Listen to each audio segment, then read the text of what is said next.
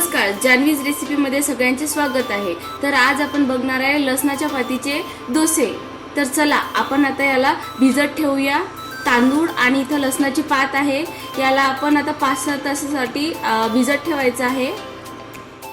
त्याचप्रमाणे आपले लसणाची पात ही काढून घेतलेली आहे मी मिक्सर मधून। आता आपण इथे मिरची टाकूया, थोडंसं जिरं आणि हे तांदूळ पण काढून घ्यायचे आपल्याला।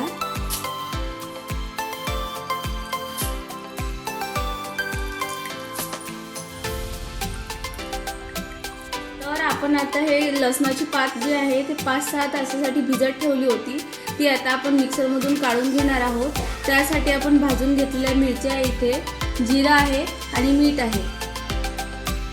आता आपण यामध्ये मीठ टाकून घेऊया चवीप्रमाणे आणि पाणी टाकून आपण हे मिक्सर मधून काढून घेऊ। याला तेल लावून घेऊया वांग्याच्या देठाने, जेणेकरून आपले पराठे किंवा डोसे जे आहे ते चिपकणार नाही तव्याला।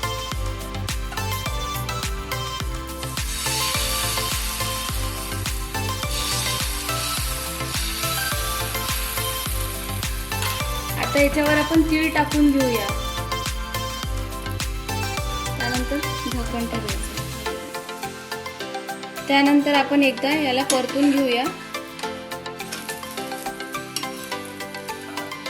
परत एकदा झाकण ठेवायचं आहे। अरे आपले डोसे तयार आहे। तुम्ही हे टमाटरच्या चटणी सोबत खाऊ शकता किंवा तुमच्या आवडीनुसार कोणत्याही भाजी सोबत खाऊ शकता।